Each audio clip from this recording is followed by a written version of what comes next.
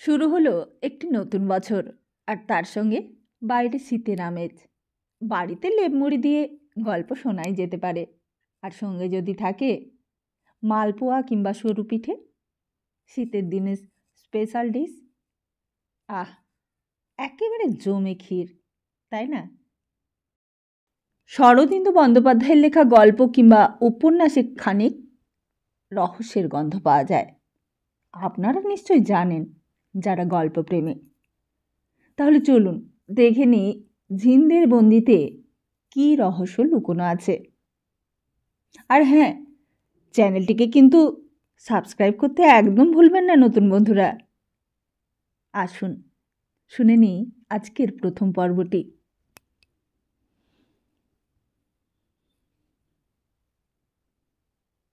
কলিকাতার পূর্ব দক্ষিণ অঞ্চলে কোনো একটা নামজাদা রাস্তার ওপর পদার্পণ করিলেই জমিদার রায়বংশের যে প্রকাণ্ড বাড়িখানা চোখে পড়ে, সেটা প্রায় বিঘা 10 জমির উপর প্রতিষ্ঠিত। আগাগোড়া পাথরের তৈয়ারি 2 মহল বাড়ি, সম্মুখে মোটা মোটা থামের সিং দরজা। সিং দরজার ভেতর দিয়া লাল কঙ্কনের চওড়া রাস্তা বাড়ির সম্মুখের গাড়ি বারান্দা ঘুরিয়া আবার ফটকের কাছে আসিয়া মিলিয়াছে। বাড়ির দক্ষিণ দিকে কিছু দূরে জমিদারি সেরেস্তার একটানা ছোট ছোট কুঠুরি ও গাড়ি মোটর রাখিবার গ্যারেজ ইত্যাদি। বাঁদিকে টেনিস খেলিবার ছাটা ঘাসের মাঠ ও ব্যায়ামের নানাবিধ সরঞ্জাম। চারিদিকে দেশি বিলাতি ফুলের বাগান এবং সর্বশেষে বসত বাটি ঘিরিয়া ঢালাই লোহার উচ্চ গড়াযুক্ত পাঁচিল। এই বাড়ির বর্তমান মালিক 2 ভাই, শিবশঙ্কর ও গৌরীশঙ্কর রায়।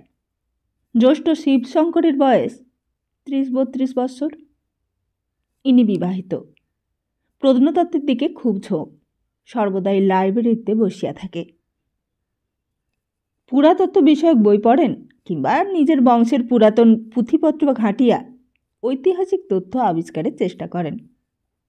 সম্প্রতি সিরাজউদ্দৌলা কর্তৃক কলিকাতা অবরোধ সম্বন্ধে কয়েকটা নতুন কথা আবিষ্কার করিয়া গুণী সমাজে খুব খ্যাতি লাভ করিয়াছেন। আর ছোট ভাই গৌরীশঙ্করের মনের গতি কিন্তু সম্পূর্ণ বিপরীত দিকে। কলিকাতা বিশ্ববিদ্যালয়ের উচ্চ উপাধিধারী হইলেও খেলাধুলা, ব্যায়াম, জিমনাস্টিকের দিকেই তাহার আকর্ষণটা বেশি। দাদার মতো বই মুখে দিয়া পড়িয়া থাকিতে কিংবা পুরাতন দলিল ঘাঁটিয়া পিতৃপিতামহের দুষ্কৃতির নজির বাহির করিতে তিনি ব্যগ্র নন। গৌরীশঙ্কর অদ্যপি অবিবাহিত, বয়স 25-26-এর বেশি নয়, অতিশয় সুপুরুষ। রায়বংশ ডাকসাইডে সুপুরুষ বলিয়াই পরিচিত। গৌরীশঙ্কর যে তাহার ব্যতিক্রম নয়, তাহার গৌরবর্ণ দীর্ঘ বলিষ্ঠ দেহের প্রতি একবার দৃষ্টিপাত করিলে আর কোনো সন্দেহ থাকে না। কিন্তু ইহাদের কথা পরে হইবে, প্রথমে এই রায়বংশের গোড়ার কথাটা বলিয়া লওয়া যাক। প্রায় 150 বছর পূর্বে এই বংশের ঊর্ধ্বতন পঞ্চম পুরুষ কালীশঙ্কর রায় হঠাৎ একদিন 5খানা বজরা সহযোগে আদিগঙ্গার ঘাটে আসিয়া অবতীর্ণ হইলেন এবং কালীঘাটে মহা সমারোহে সোপাচারে পূজা দিলেন। অতঃপর অল্পকালের মধ্যে তিনি দক্ষিণ অঞ্চলে এক মস্ত জমিদারি কিনিয়া ফেলিলেন এবং কলিকাতার সন্নিকটে মাঠের মাঝখানে এক ইন্দ্রপুরীতুল্য প্রাসাদ নির্মাণ করাইয়া রায় দেওয়ার কালীশঙ্কর রায় উপাধি ধারণ করিয়া মহা ধুমধামের সহিত বাস করিতে লাগিলেন। তিনি যে কোথা হইতে আসিলেন তাহা কেহ জানিল না, কিন্তু সেজন্য সমাজে তাহার গতি প্রতিহত হইল না। যাহার টাকা আছে তাহার দ্বারা সকলই সম্ভব। বিশেষ কালীশঙ্কর বহুদেশ পর্যটন করিয়া প্রচুর অভিজ্ঞতা অর্জন করিয়াছেন।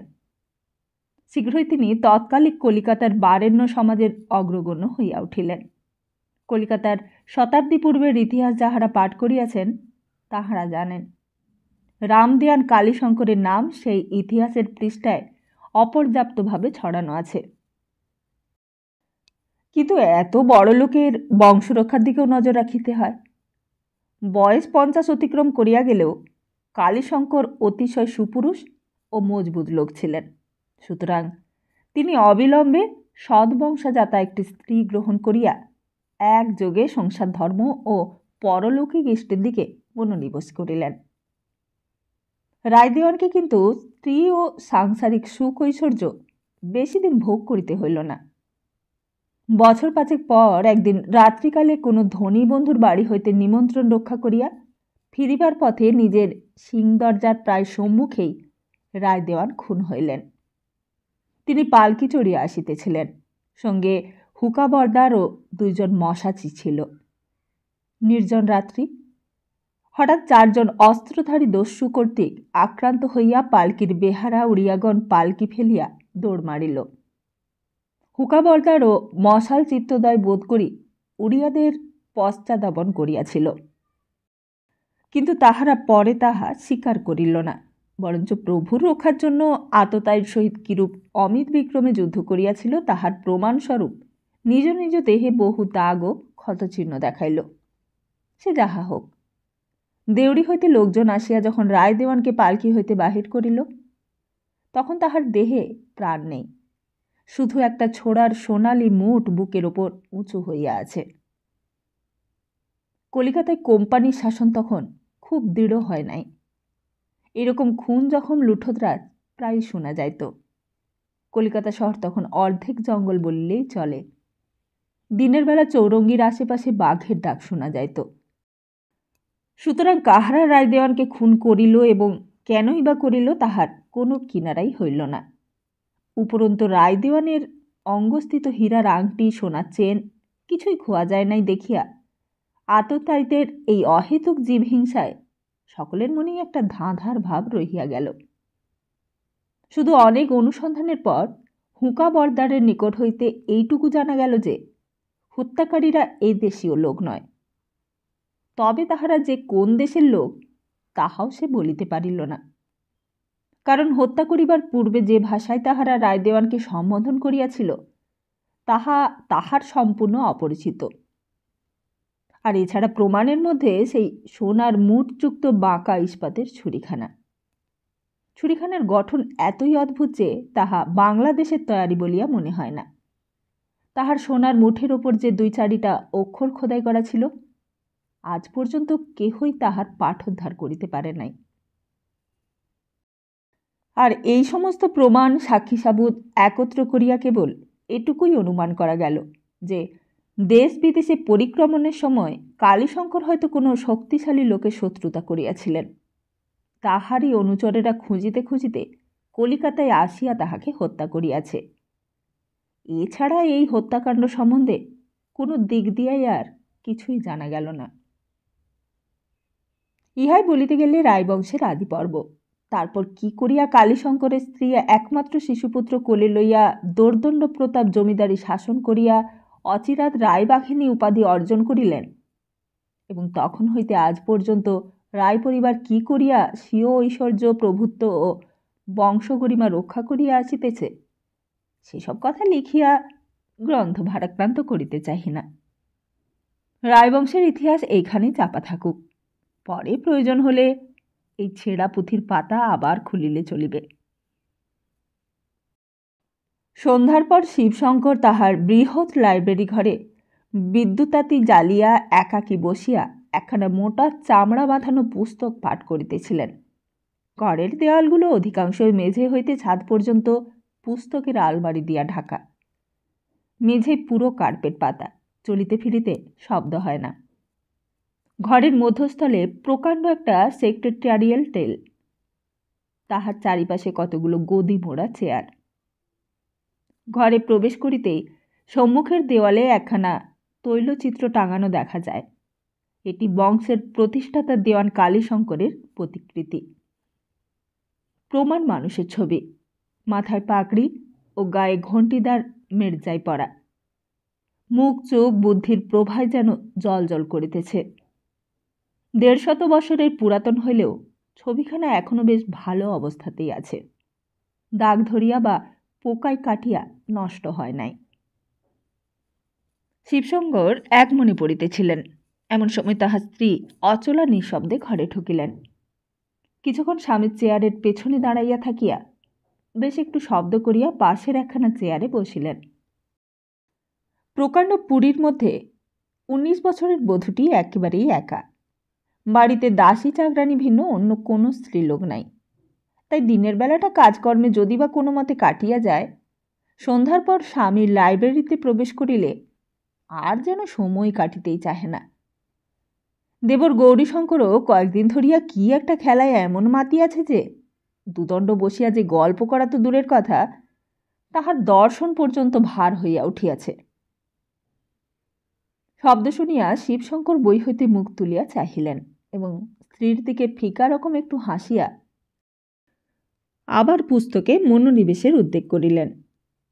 অচলা নিজের চেয়ারখানা স্বামীর দিকে একটু টানিয়া আনিয়া বলিল, বই রাখো, এসো না একটু গল্প করি। শিবশঙ্কর চমকিত হইয়া বলিলেন, হ্যাঁ, ও হ্যাঁ, বেশ তো, তা গৌরী কোথায়? অচলা হাসিয়া বলিল, ঠাকুরপো এখনো ক্লাব থেকে ফেরেনি। ভারী মুষড়ে গেলে না? ঠাকুরপো থাকলে আমাকে তার ঘাড়ে চাপিয়ে দিয়ে নিশ্চিন্তে বইটা পড়তে পারতে। শিবশঙ্করও হাসিয়া ফেলিলেন, না না না, তা নয়, তাকে কদিন দেখিনি কি না, তাই ভাবছিলুম। তা সেবারকার মতো লখনৌ কিংবা লাহোর পাড়ি দিল বুঝি? অচলা বলিল, তোমাকে না বলে, তোমার অনুমতি না নিয়ে তো ঠাকুরপো কোথাও যায় না। তা বটে। শিবশঙ্কর একটু হাসিলেন। তা আজকাল বুঝি তলোয়ার খেলায় মেতেছে? ওই গোয়ালিয়র না যোধপুর থেকে একজন বড় তলোয়ার খেলোয়াড় এসেছে, তারই কাছে দেশি তলোয়ার খেলা শেখা হচ্ছে। এই তো মাস খাঁয়েক আগে কোন একটা ইটালিয়ানকে মাইনে দিয়ে রেখে ফেন্সিং শিখছিল, আর তার আগে কিছুদিন বক্সিংয়ের পালা গেছে। এইবার গোয়ালিয়র ঘাট থেকে নামলে আবার কি চাপে দেখো। অচলা বলল, সত্যি বাপু, সময়ে বিয়ে না দিলে আজকালকার ছেলেরা কেমন একরকম হয়ে যায়। তুমিও তো কিছু করবে না, কেবল বউয়ের মধ্যে মুখ গুজে বসে থাকবে। ঠাকুরপোর বউ এলে আমার কত সুবিধে হয় ভাবো দেখি। একলাটি এত বড় সংসারে কি মন লাগে? শিবশঙ্কর মৃদু হাসি বলিলেন, সেইটাই তাহলে আসল কথা। কিন্তু কি করি বলো, বিয়ের কথা তুললেই সে হেসে উড়িয়ে দেয়। অচলা বলিল, তাই বলে সারা জন্ম কি কুস্তি আর তলোয়ার খেলে কাটাবে নাকি? বিয়ে থা সংসার ধর্ম করতে হবে না? বাহিরের গাড়ি বারান্দায় মোটরের গুঞ্জন শব্দ শোনা গেল। শিবশঙ্কর বলিলেন, তা প্রশ্নটা ওকেই করে দেখো, ওই বুঝি সে এলো। হাফ প্যান্ট পরা কামিজের গলা খোলা গৌরীশঙ্কর সেই ঘরে আসিয়ায় প্রবেশ করিল। অচলাকে দেখিয়া বলিল, ইস, অচলা বৌদি একেবারে দাদার বুদ্ধের মধ্যে ঢুকে পড়েছ যে। এইবারে দেখছি দাদাকে লাইব্রেরির ধরেও শান্তি বসাতে হবে। অচলা ভ্রুভঙ্গি করিয়া বলিল, তুমি আমাকে অচলা বৌদি বলবে কেন বলো তো? শুধু বৌদি বলতে পারো না? গৌরী বলিল, বৌদি হিসেবে তুমি যে একেবারে অচল, এইটি 5 জনকে জানানোই আমার উদ্দেশ্য, এছাড়া অন্য কোনো অভিপ্রায় নেই। শিবশঙ্কর বলিলেন, আজকাল তো তবু খাতির করে অচলা বৌদি বলছে, বছর 4 আগে পর্যন্ত যে শুধু অচলা বলেই ডাকত। বস্তুত অচলা এই সংসারে আসিয়া অবধি এই 2টি কিশোর কিশোরীর মধ্যে দেবর ভাতৃজায় সরস সম্পর্কের সহিত ভাই বোনের মধু স্নেহ মিশিয়াছিল। অচলা ঠোঁট ফুলাইয়া বলিল, বেশ তো, আমি যদি এতই অচল হয়ে থাকি, একটি সচল বৌদি ঘরে নিয়ে এসো, আমি না হয় এক কোণে পড়ে থাকব। গৌরী হাসিয়া বলিল, উরি বাজরে, তাহলে কি আর রক্ষে থাকবে? দাদাকে এবং সেই সঙ্গে আমাদের সকলকে সেই কোণেই আশ্রয় নিতে হবে যে। অচলা হাসিয়া ফেলিল, বলিল, সে যেন হলো, কিন্তু আজ যে 3 জন ঘটক এসেছিল। গৌরী বলিল, আবার ঘটক? দারোয়ানগুলোকে তাড়াতে হলো দেখছি। তাদের পই পই করে বলে দিয়েছি ঘটক দেখলেই অর্ধচন্দ্র দেবে, তা হতভাগারা কথাই শোনে না। এই সময় বেয়ারা দরজার বাহির হইতে জানাইল একটি ভদ্রলোক মুলাকাত করিতে চাহেন, হুকুম পাইলে সে তাহাকে এইখানে লইয়া আসে। গৌরী বলিল, এই সেরেছে, এ নিশ্চয়ই ঘটক। আমাকে পালাতে হলো দাদা, তুমি লোকটাকে ভালোই ভালোই বিদায় করে দাও। খবরদার বলছি, ঘটক কিন্তু তাড়াতে পারবে না। বাড়িতে সমস্ত আইবুড়ো ছেলে ঘটক আসবে না তো কি? এই বলিয়া অচলা হাসিতে হাসিতে ভেতরের দরজা দিয়া প্রস্থান করিল। গৌরীও অচলার অনুগমন করিবার উপক্রমই করিতেছে দেখিয়া শিবশঙ্কর বলিলেন, পালাস নে, বস। হুকুম শুনলি তো? গৌরী টেবিলের এক কোণে বসিয়া বলিল, না, এরা আর বাড়িতে টিকতে দিল না। এইবার লম্বা বাড়ি জমাতে হবে দেখছি, একেবারে কাশ্মীর না হয় আরাকান। শিবশঙ্কর আগন্তুক ডাকিয়া আনিবার জন্য বেয়ারাকে হুকুম দিলেন। কিছুক্ষণ পর যে লোকটি পর্দা ঠেলিয়া ঘরে প্রবেশ করিল তাহাকে কিন্তু বাংলাদেশের ঘটক সম্প্রদায়ভুক্ত করা একেবারেই অসম্ভব। লোকটা বাঙালি নয়, তবে কোন জাতীয় তাহা চেহারা কিংবা বেশভূষা দেখিয়া অনুমান করা কঠিন।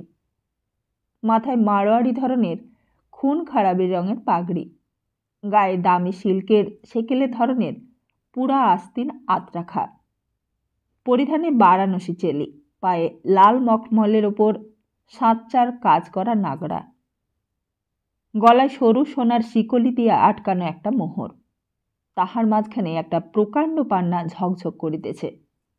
2 কানে 2টি সুপুরির মতন রুবি হইতে আলো ঠিকরাইয়া পড়িতেছে। লোকটির বয়স বোধ হয় 50-এর কাছাকাছি, গোঁফ কাঁচা পাকা, গায়ের বর্ণ নিকোষের মতো কালো, কিন্তু কি অপূর্ব দেহের ও মুখের গঠন, যেন হাতুড়ি দিয়া লোহা পিটাইয়া কেউ তৈয়ারি করিয়াছে। ঘন ভুরু নিচে চক্ষু 2টা ইস্পাতের ছুরির মতো ধারালো। লোকটি ঘরে ঢুকিয়ায় দ্বারের কাছে থমকিয়া দাঁড়াইয়া পড়িল। তাহার দৃষ্টি দেওয়ালে টাঙানো কালীশঙ্করের তৈলচিত্রটার উপর নিবদ্ধ হইল। কিছুক্ষণ নিষ্পলক নেত্রে সেই দিকে তাকাইয়া থাকিয়া সে ধীরে ধীরে চক্ষু ফিরাইয়া বিশুদ্ধ ব্রজ বলিতে জিজ্ঞাসা করিল, এ ছবি এখানে কি করে এলো? আগন্তুকের অদ্ভুত বেশভূষা দেখিয়া 2 ভাই অবাক হইয়া গিয়াছিলেন। এইবার গৌরী হো হো করিয়া হাসিয়া উঠিল। লোকটি কিছু অপ্রতিভ হইয়া বলিল, মাপ করবেন, আমার ব্যবহারে আপনারা কিছু আশ্চর্য হয়েছেন। আমি এক্ষুনি নিজের পরিচয় দেব, কিন্তু তার আগে ইনিকে জানতে পারি কি? গৌরী ঈষৎ হাসিয়া বলিল, উনি আমাদের পূর্বপুরুষ দেওয়ান কালীশঙ্কর রায়। কালীশঙ্কর রাও? লোকটির 2 চোখ উত্তেজনায় জ্বলিয়া উঠিল। সে কিছুক্ষণ চুপ করিয়া থাকিয়া যেন নিজেকে সম্বরণ করিয়া লইল। তারপর বলিল, বসতে পারি কি? গৌরী সহস্তে একখানা চেয়ার অগ্রসর করিয়া দিয়া বলিল, বসুন। লোকটি উপবেশন করিয়া বলিল, বাবু সাহেব, সমস্তই নিয়তির খেলা, তা না হলে নিতান্তই অপরিচিত আমি দেওয়ান কালীশঙ্কর রায়ের বংশধরদের সঙ্গে কথা কইছি কি করে? গৌরী হাসিতে হাসিতে বলিল, হে আর আশ্চর্য কি, কালীশঙ্কর রায়ের বংশধরদের সঙ্গে অনেকেই তো কথা কয়ে থাকেন। লোকটি বলিল, তা নয়, আপনি এখন আমার কথা বুঝবেন না। আচ্ছা, আপনারা কখনো ঝি দেশের নাম শুনেছেন কি? গৌরী স্মরণ করিবার চেষ্টা করিল, বলিল, ঝি, ঝিন, নামটা চেনা চেনা ঠেকছে। শিবশঙ্কর বলিলেন, ঝি মধ্য ভারতের একটা ছোট্ট স্বাধীন রাজ্য। দাঁড়ান বলছি। তিনি উঠিয়া একটা আলমারি হইতে একখণ্ড মোটা বই বাহির করিয়া সেটার পাতা উল্টাইতে উল্টাইতে এক স্থানে আসিয়া থামিলেন। বলিলেন, এই যে ঝি ঝড়োয়া, মধ্য ভারতেরই বটে, স্বাধীন, ইংরেজের মিত্ররাজ্য। ঝিন এবং ঝাড়োয়া 2টি পাশাপাশি যুগ্ম রাজ্য, পার্বত্য দেশ। একটি নদী আছে, নাম কিস্তা, সম্ভবত কৃষ্ণতোয়ার অপ্রভংশ। ঝিন্দের আয়তন 1554 বর্গমাইল, রাজধানী সিঙ্গড়। ঝড়োয়ার আয়তন 1485 বর্গমাইল, রাজধানী বেদপুর। সর্বশুদ্ধ জনসংখ্যা 1,18,953। প্রধান উপজীব্য শিল্প, খনিজ সম্পত্তি প্রচুর।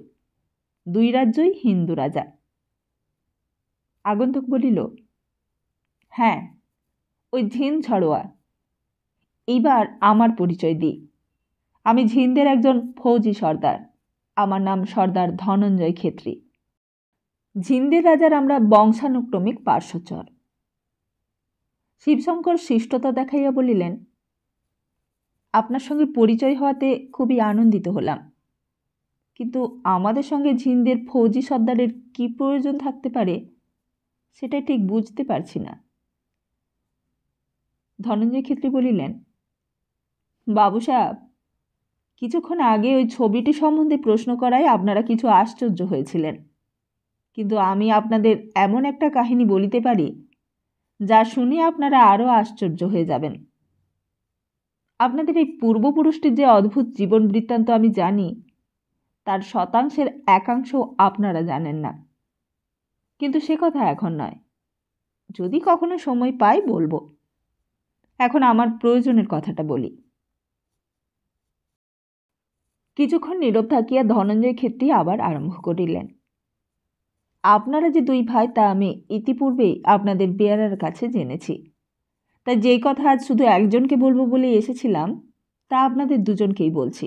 আশা করি আমাদের কথাবার্তা অন্য কেউ শুনতে পাবে না।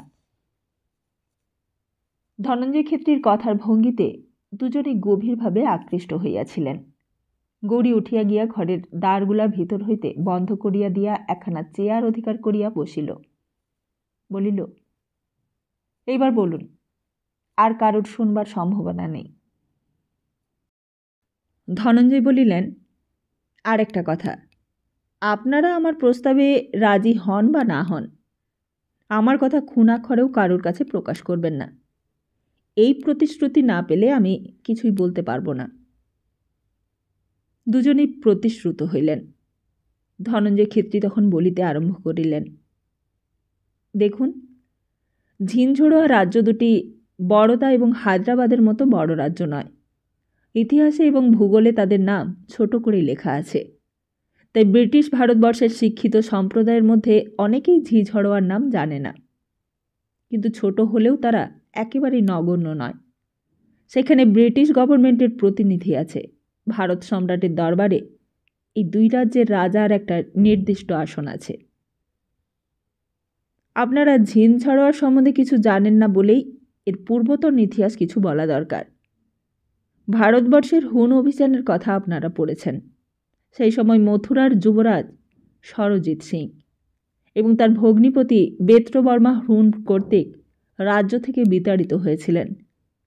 দক্ষিণাপথে সপরিবারে পালাতে পালাতে তারা এক দুর্গম পর্বতবেষ্টিত উপত্যকায় এসে উপস্থিত হলেন। স্থানটি প্রাকৃতিক পরিবেষ্টনে এমনভাবে সুরক্ষিত যে সরজিৎ সিং তার দক্ষিণ যাত্রা এখানেই নিরুদ্ধ করলেন এবং সেখানকার আটবিক বন্যজাতিকে বাহুবলে পরাস্ত করে এই ঝি রাজ্যটি স্থাপন করলেন। অতঃপর ভগ্নিপতি বেত্রবর্মার সঙ্গে মনের মিল না হওয়াতে দুজনে রাজ্য সমান ভাগ করে নিলেন। পৃথক হয়ে বেত্রবর্মা তার রাজ্যের নাম রাখলেন ঝড়োয়া।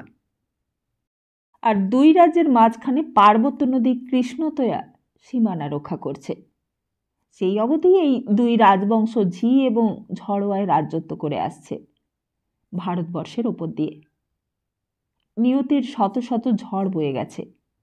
পাঠান, মুঘল, ইরানি, মারাঠি, ইংরেজ হিন্দুস্তানকে নিয়ে টানাটানি হেঁচড়াহেঁচড়ি করেছে, কিন্তু ঝি ঝড়োয়া তার দুর্বেদ্য গিরি সংকটের মধ্যে নিশ্চিন্ত হয়ে বসে আছে। কখনো তার গায়ে একটাও আঁচড় লাগেনি। একে অনুর্বর পাহাড়ে দেশ, তার উপর বাহিরের কলহে সম্পূর্ণ নির্লিপ্ত। তাই কোনোদিন কোনো শক্তিশালী জাতির লোলুপ দৃষ্টি তার উপর পড়েনি। এই তো গেল অতীতের কাহিনী। বর্তমানের কথা সংক্ষেপে বলছি। বর্তমানে অবস্থা হচ্ছে এই যে ঝিনদের মহারাজ ভাস্কর সিংহ আজ 6 মাস হলো গতাসু হয়েছেন। মহারাজ ভাস্কর সিংহের 2 পুত্র, কুমার শঙ্কর সিংহ এবং কুমার উদিত সিংহ। কুমার শঙ্কর স্বর্গীয়া পাটরানী রুকমা দেবীর গর্ভজাত, আর কুমার উদিত স্বর্গীয়া দ্বিতীয়া মহিষীর লক্ষ্মীমা দেবীর গর্ভজাত। দুজনের বয়সই সমান, শুধু কুমার শঙ্কর উদিতের চেয়ে ঘণ্টাখানেকের বড়। সুতরাং তিনিই এখন সিংহাসনের ন্যায্য অধিকারী। আর এইখানেই গণ্ডগোলের আরম্ভ। বাপের মৃত্যুর পর উদিত সিংহ ছোট হয়েও গদিতে বসবার চেষ্টা করতে লাগলেন। ঝিন্দের সিংহাসন যে ন্যায়ত তারই, এ কথা প্রমাণ করবার জন্য তিনি তার জন্মকালীন ডাক্তার, ধাত্রী প্রভৃতিকে সাক্ষী করে দাঁড় করালেন।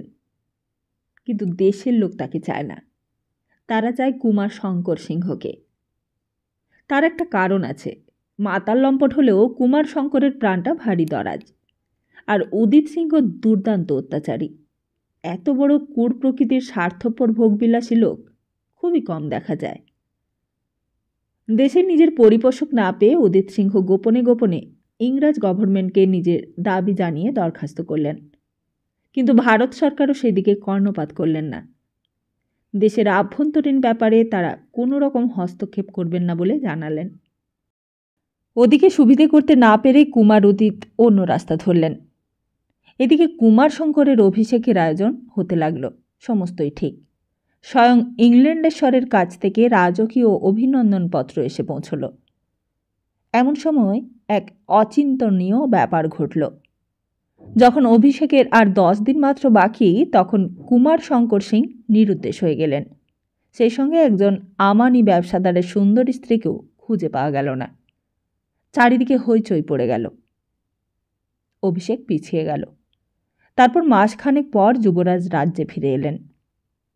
আবার অভিষেকের দিন স্থির হলো এবং এবারও নির্দিষ্ট দিনের 1 সপ্তাহ আগে কুমার হঠাৎ গা ঢাকা দিলেন।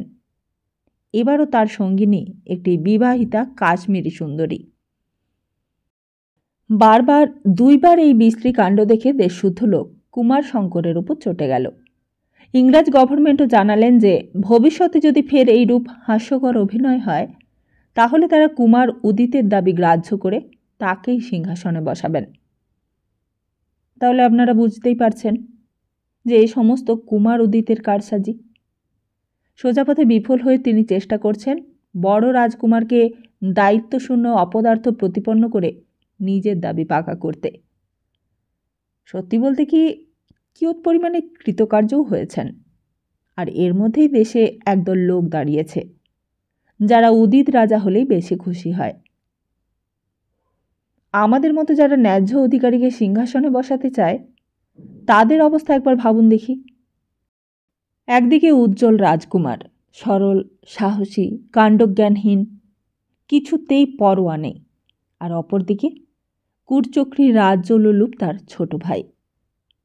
বাবু সাহেব, আমি ঝিন্দের রাজপরিবারের বংশগত ভৃত্য। বৃদ্ধ মহারাজ ভাস্কর সিংহ মৃত্যুশয্যায় শুয়ে আমার হাত ধরে বলে গিয়েছিলেন যেন কুমার শঙ্করকে গদিতে বসাই। মুমূর্ষ রাজার সেই হুকুম আমি ভুলিনি। আমিও প্রতিজ্ঞা করলাম যেমন করে পারি শঙ্কর সিংকে সিংহাসনে বসাবো। তাই বৃদ্ধ দিওয়ান বজ্রপাণির সঙ্গে পরামর্শ করে শেষবার রাজ্যাভিষেকের দিন স্থির করলাম। আগামী 23শে আশ্বিন হচ্ছে সেই দিন, অর্থাৎ আজ থেকে 7 দিন মাত্র বাকি। দিন স্থির করে যুবরাজের মহলের চারিদিকে পাহারা বসালাম। জেলখানার কয়েদিকেও বোধ হয় এত সতর্কভাবে পাহারা দিতে হয় না। মহলের মধ্যে তিনি যখন যেইখানে যান সঙ্গে লোক থাকে। বাইরে যেতে চাইলেও 10 জন সোয়ার নিয়ে আমি সঙ্গে থাকি। যুবরাজ প্রথমটা কিছু বলতে পারলেন না, কিন্তু ক্রমেই আমাকে ডেকে নানা রকমই ভৎসনা তিরস্কার আরম্ভ করে দিলেন। আমি কিন্তু অটল হয়েই রইলাম। বললাম, যুবরাজ, তোমাকে সিংহাসনে বসিয়ে তবে আমার মুক্তি, তার আগে নয়। তিনি আমাকে অনেক আশ্বাস দিলেন যে এবার কিছুতেই রাজ্য ছেড়ে যাবেন না। কিন্তু আমি তার দুর্বল চিত্ত জানতাম, তাই কিছুতে রাজি হলাম না। এই সময় কুমার উদিত একদিন তার সঙ্গে দেখা করতে এলেন। 2 ভাইয়ের বাহিরে বেশ সৌহার্দ্য ছিল। তার কারণ আপনারা বুঝতেই পারছেন। সুন্দরী স্ত্রীলোকের লোভ দেখিয়ে উদিত বড় ভাইকে বশ করে রেখেছিল। স্বার্থ সাধনের উদ্দেশ্যেই যে উদিত তাকে ব্যভিচারের পথে নিয়ে যাচ্ছে, এই কথা গোয়ার শঙ্কর সিং বুঝেও বুঝতেন না। উদিতকে আসতে দেখে আমি ভারী ভয় পেয়ে গেলাম। দুই ভাই কি কথা হলো জানি না, কিন্তু উদিত চলে যাবার পরই আমি প্রহরীর সংখ্যা বাড়িয়ে দিলাম এবং স্বয়ং রাজকুমারের ঘরের দরজায় পাহারা দেব স্থির করলাম। কিন্তু কিছুতেই তাকে ধরে রাখা গেল না। পরদিন সকালে দেখলাম পাখি উড়েছে। কিস্তার জলে নৌকোর বন্দোবস্ত ছিল। কুমার শোভার ঘরের জানালা থেকে জলে লাফিয়ে পড়ে সেই নৌকোয় চড়ে অন্তর্হিত হয়েছেন। এইবার আর ব্যাপারটা জানাজানি হতে দিলাম না। পাহারা যেমন ছিল তেমনই রইল। মহালে কাউকে ঢুকতে দেয়া হবে না, এই হুকুম জারি করে দিয়ে আমি যুবরাজকে খুঁজতে বেরোলাম। দুদিন সন্ধান করবার পর খবর পেলাম যে তিনি কলকাতায় এসেছেন। তখন আমার অধীনস্থ একজন বিশ্বস্ত সেনানী সর্দার রুদ্ররূপককে আমার জায়গায় বসিয়ে আমিও বেরিয়ে পড়লাম। রাজ্যে রটিয়ে দেয়া হলো যে কুমারের শরীর অত্যন্ত খারাপ, তাই তিনি কারুর সঙ্গেই দেখা করতে পারবেন না। আজ দুদিন হলো আমি কলকাতায় এসেছি। এসে পর্যন্ত চারিদিকে কুমারের খোঁজ করে বেড়াচ্ছি, কিন্তু কোথাও তার সন্ধান পাচ্ছি না। এত বড় শহরে একজন লোককে খুঁজে বার করা সহজ কথা নয়। আবার এদিকে অভিষেকের দিনও ক্রমে এগিয়ে আসছে।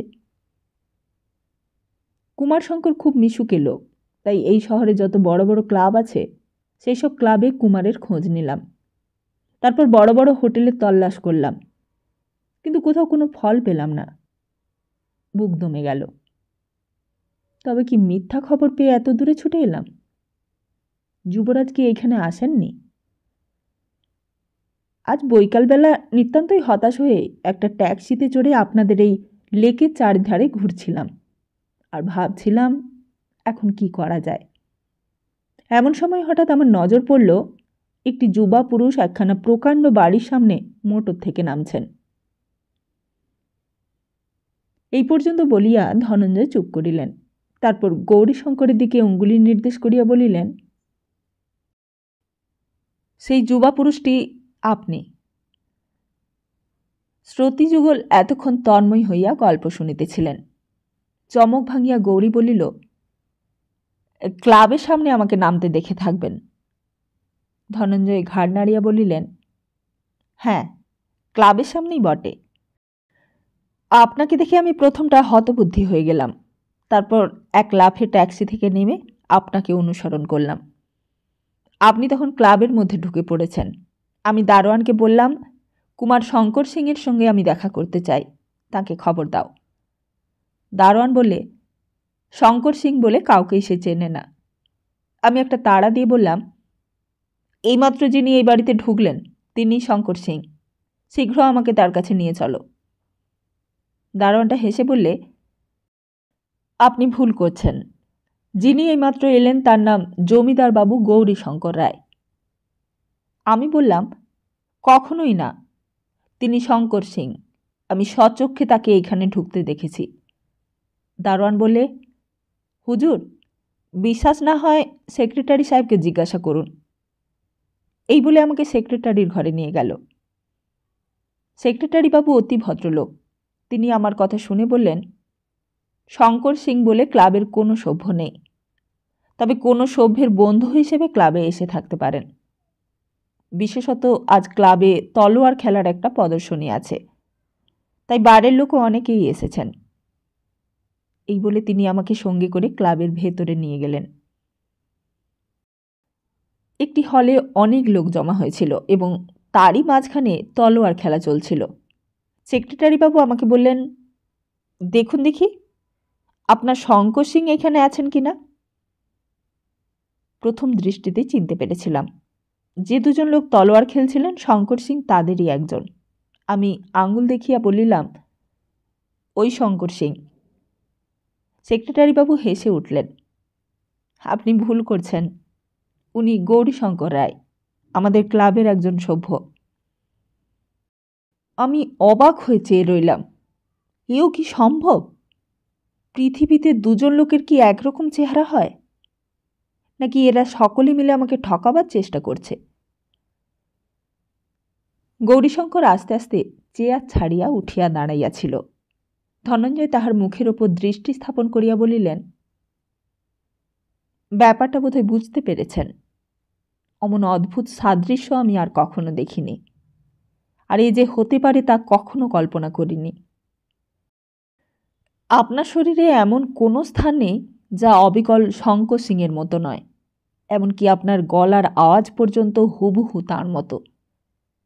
সৃষ্টির এ যেন এক অদ্ভুত প্রহেলিকা, অন্তত তখন আমার তাই মনে হয়েছিল। কিন্তু আপনাদের এই ঘরে ঢুকে আমার মনে হচ্ছে যেন সেই প্রহেলিকার উত্তর পেয়েছি। এই বলিয়া তিনি দেওয়ালে লম্বিত কালীশঙ্করের ছবিখানার দিকে চোখ তুলিয়া চাহিলেন। অনেকক্ষণ পর্যন্ত সকলেই নীরব হইয়া রহিলেন। তারপর দুই ভাইয়ের বুক হইতে বহুক্ষণের নিরুদ্ধ নিঃশ্বাস সশব্দে বাহির হইল। তারপর ধনঞ্জয় বলিলেন, যখন সত্যিই বুঝতে পারলাম ইনি শঙ্কর সিং নয়, তখন মনটা নিরাশায় ভরে গেল। শঙ্কর সিংকে ধরেছি মনে করে যেমন আনন্দিত হয়েছিলাম, ঠিক অনুরূপ বিষাদে বুকটা অন্ধকার হয়ে গেল।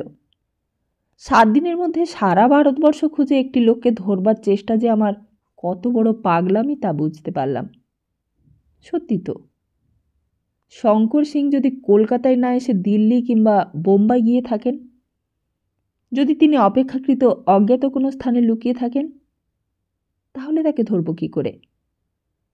আর তিনি যে কলকাতাতেই এসেছেন, এই খবরটা মিথ্যাও তো হতে পারে। কিন্তু এই কয়দিনের মধ্যে যদি কুমারকে খুঁজে না পাই, তাহলে কি উপায়? হঠাৎই একটা চিন্তা আমার মাথায় খেলে গেল। কুমারকে যতদিন না পাই, ততদিন আর কোনো লোককে শঙ্কর সিং সাজিয়ে কাজ চলে না। এই যে বাঙালি যুবা পুরুষটি তলোয়ার খেলছেন, একে যদি... বিদ্যুৎ চমকের মতো এই চিন্তাটা আমার মাথায় জ্বলে উঠল। স্থির হয়ে ভাববার জন্য আমি সেক্রেটারি সাহেবের ঘরে এসে বসলাম। তিনি আমার বিচলিত অবস্থা থেকে যত্ন করে বসালেন এবং নানা প্রকার আলাপে আমাকে শান্ত করবার চেষ্টা করতে লাগলেন। বাস্তবিক এই বাবুটির মতো প্রকৃত সজ্জন আমি খুবই কম দেখেছি। আমার মাথায় কিন্তু এই সর্বগ্রাসী চিন্তা আগুনের মতো জ্বলতেই লাগলো। এখন কি উপায়? কি উপায়?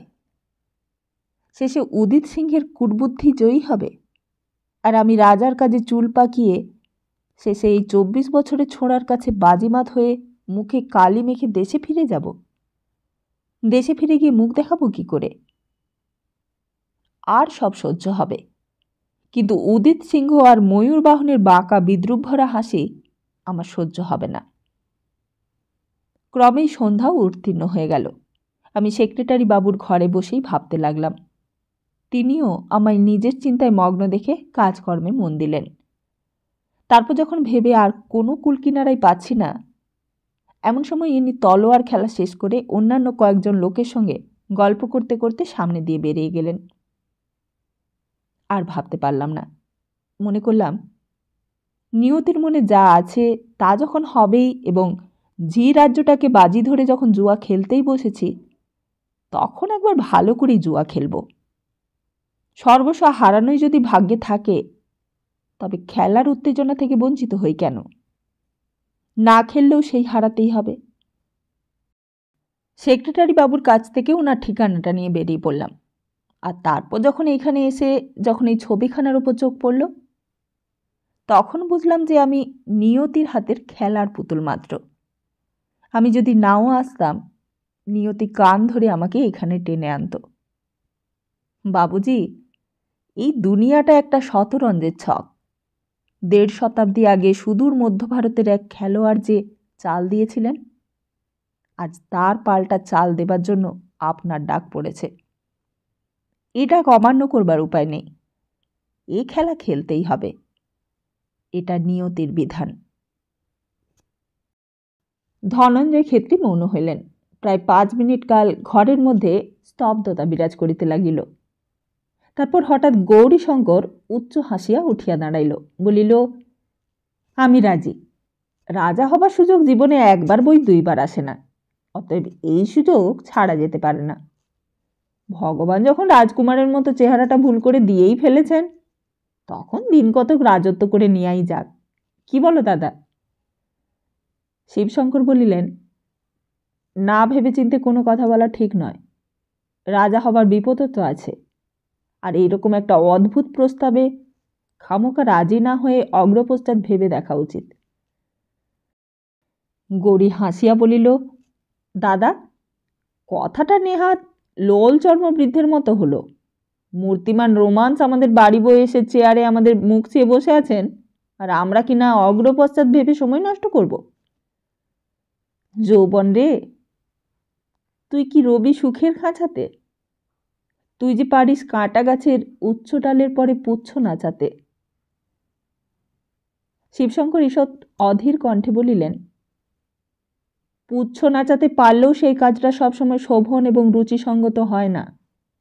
গৌরী, তুই চুপ করে বস, আমি এনাকে গোটা কয়েক কথা জিজ্ঞাসা করি।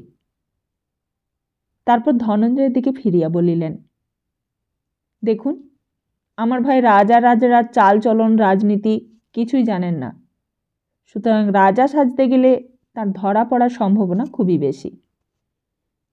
ধনঞ্জয় বলিলেন, সম্ভাবনা একেবারেই যে নেই তা কিন্তু বলতে পারি না, তবে আমি যতক্ষণ সঙ্গে থাকব ততক্ষণ নেই। শিবশঙ্কর বলিলেন, দ্বিতীয়ত, ঝিদেশের প্রচলিত ভাষাও জানা নেই, আর এটা একটা মস্ত বড় আপত্তি। ধনঞ্জয় বলিলেন, আমরা উপস্থিত যে ভাষায় কথা কইছি তাই ঝিন্দের প্রচলিত ভাষা। এ ভাষাতে আপনার ভাই তো চমৎকার কথা বলেন। শিবশঙ্কর বলিলেন, তা যেন হলো, কিন্তু ধরুন কোনো কারণে আমার ভাই যদি জাল রাজা বলে ধরা পড়ে, তখন তো তার বিপদ হতে পারে। ধনঞ্জয় ঈষৎ চিন্তা করিয়া বলিলেন, বিপদের আশঙ্কা তো অবশ্যই আছে, কিন্তু বাবু সাহেব, বিপদের ভয় যদি চুপ করে বসে থাকতে হয় তাহলে তো কোনো কাজই আর করা চলে না। শিবশঙ্কর পুনশ্চ বলিলেন, প্রাণের আশঙ্কাও তো থাকতে পারে। ধনঞ্জয় ঘাড় নাড়িয়া ঈষৎ ব্যঙ্গের সুরে কহিলেন, তা থাকতে পারে বই কি, আমি আমার ভাইকে যেতে দিতে পারি না। ধনঞ্জয় আস্তে আস্তে চেয়ার ছাড়িয়া উঠিয়া দাঁড়াইলেন। তাহার ওষ্ঠাধর বিদ্রূপের হাসিতে বাঁকা হইয়া উঠিল। বলিলেন, তবে কি বুঝব বাঙালি যাত্রা সত্যি ভীরু? এ নিন্দা আমি অনেকের মুখে শুনেছি বটে, কিন্তু এতদিন বিশ্বাস করিনি। শিবশঙ্করের মুখটা লাল হইয়া উঠিল। বলিলেন, শখ করে পরের বিপদ ঘাড়ে না নেওয়া ভীরুতা নয়। ধনঞ্জয় বলিলেন, সব বিপদ থেকে নিজের প্রাণটুকু সাবধানে বাঁচিয়ে চলা সুবুদ্ধির কাজ হতে পারে, সাহসের কাজ নয় বাবুজি। শিবশঙ্কর বলিলেন, আমি তর্ক করতে চাই না, আপনার এই প্রস্তাবে আমার কোনো মত নেই। ধনঞ্জয় গৌরীর দিকে ফিরিয়া জিজ্ঞাসা করিলেন, আপনারও কি এই মত? গৌরী মিনতির চোখে একবার দাদার দিকে চাইল, কোনো উত্তর দিলে না। ধনঞ্জয় একটা দীর্ঘশ্বাস ফেলিয়া বলিলেন, অন্য কোনো প্রদেশের মারাঠি কিংবা গুজরাটি যুবককে যদি এই প্রস্তাব করতাম, সে এক মুহূর্ত বিলম্ব করত না। আর আপনারা দেওয়ান কালীশঙ্করের বংশধর। যাক, আমার আর কিছু বলবার নেই। শিবশঙ্কর উঠিয়া ঘরময় পায়চারি করিতে লাগিলেন। তারপর ফিরিয়া আসিয়া ধনঞ্জয়ের সম্মুখে দাঁড়াইয়া বলিলেন, আমাদের পূর্বপুরুষ কালীশঙ্করের সম্বন্ধে আপনি অনেক কথাই জানেন, এই ইঙ্গিত কয়েকবার করেছেন। শেষ বয়সে তিনি খুন হয়েছিলেন, এই খবর আপনার জানা আছে কি? খুন হয়েছিলেন? হ্যাঁ, আমার এখন সন্দেহ হচ্ছে আপনারই দেশের কোনো লোক তাকে খুন করেছিলেন। তার কোনো প্রমাণ আছে কি? প্রমাণ কিছুই নেই, শুধু একখানা ছোরা আছে যা দিয়ে তাকে খুন করা হয়েছিল। শুধু একখানা ছোরা? হ্যাঁ। ছোরাখানা কি একবার দেখতে পারি? চাবি দিয়া টেবিলের দেরাজ খুলিয়া শিবশঙ্কর একটা গহনার বাক্সের মতো চ্যাপ্টা ধরনের মখমলের বাক্স বাহির করিলেন। তারপর সেটা খুলিয়া মখমলের খাঁজ কাটা আসনের ওপর হইতে সাবধানে ছুরিখানা তুলিয়া ধনঞ্জয়ের হাতে দিলেন। ঝকঝকে ধারালো প্রায় 15 ইঞ্চি লম্বা ভোজালির মতো ঈষৎ বাঁকা বিচিত্র গঠনের ছুরি। কোথাও মলিনতা বা মরিচার একটুও চিহ্ন নাই। সোনার মুঠ এবং ইস্পাতের ফলা যেন বিদ্যুতের আলোয় হাসিয়া উঠিল। তারপর তারপর কি হলো? তারপর কি হলো সেটা শুনতে গেলে পরবর্তী অংশটি শুনতে হবে। তাহলে খুব তাড়াতাড়ি আসছি পরবর্তী অংশটি নিয়ে। ততদিন ভালো থাকুন, সুস্থ থাকুন আর সবাইকে ভালো রাখুন। নমস্কার।